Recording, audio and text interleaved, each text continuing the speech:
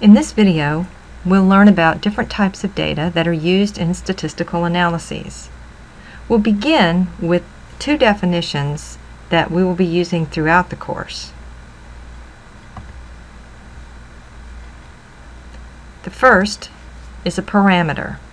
A parameter is a numerical measurement that describes a characteristic of a population. A numerical measurement, this is a number that describes a characteristic, and so common things you'll think of would be like the mean of a population.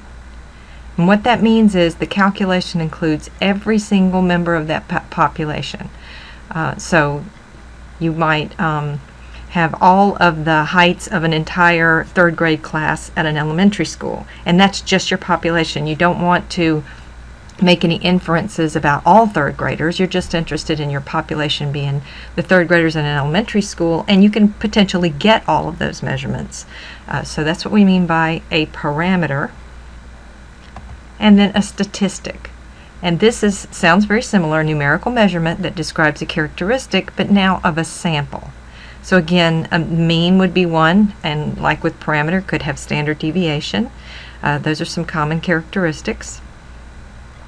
But now it's a sample. So now maybe your sample of third graders, their heights from several schools, and you're trying to speak about a population maybe in a state or a region or something like that, where you really won't be able to get all their measurements, so you use a sample. And these are definitions we'll be using throughout the course.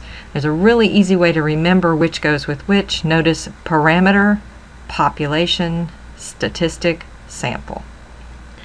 Okay, so now we can look at the data we collect. There's different types of data that we might be interested in collecting. The first one, quantitative data. These are numbers. See that word quantitative, quantity. Numbers that represent counts, how many, or measurements, how long, how much does something weigh, how many liters, that sort of thing. So this is numbers that represent counts or measurement. These are numbers. Now we also said that the parameter and the statistic are numbers. We need to be able to do calculations with the parameter and statistic. So they're always going to be quantitative data. Now quantitative data can be further subdivided into two categories. We can have discrete quantitative data. These are things we would count. So the values are like 0, 1, 2, but not 1.379 or 5.826, just 0, 1, 2, the numbers we use for counting. So if we're interested in how many babies were born in a particular hospital per month, or we're looking at the monthly birth rates, obviously our numbers are only going to be whole numbers. Or the number of traffic accidents. You wouldn't report 1.87 traffic accidents at an intersection. Or counting how many iPhones were sold. Again, you wouldn't have fractional pieces of an iPhone. So that's discrete data. These are numbers. They represent counts. The numbers that represent measurements would generally fall into the continuous data. There are infinitely many possible values because there are no gaps between the possible values. So you can measure a person's height to very fine-tuned units. Now you may choose to only measure to a ½ inch, but we know it's possible to measure between those values.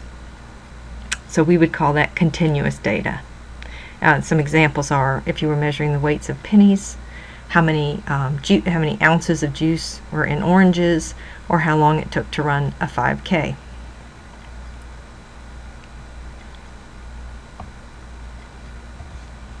So these are numbers. There's two types of numbers under our quantitative data. We might also have categorical data. These are groups. They're names of groups, but they could be numbers because we can always just number our groups. If we were having people select something, we might label what choice number 1, choice number 2, choice number 3, and those numbers don't really represent a count or a measurement. We're just using a number to name a group.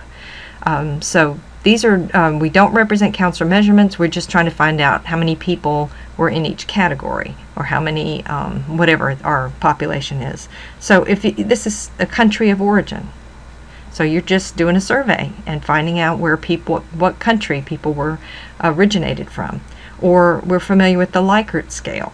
So you have strongly agree, agree, no opinion, disagree, or strongly disagree, right? You've seen those scales before. Those are not, we're not going to be able to get an average of between strongly agree, agree, and that sort of thing. So these are categories that we get responses in.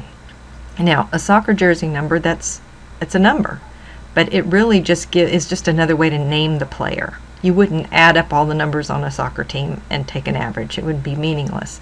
So we just use those numbers to name a player, and we might be interested in how many players in a league have number 11 or something like that, but we wouldn't be coming up with any kind of calculation with that. They don't represent counts or measurements. They're categories.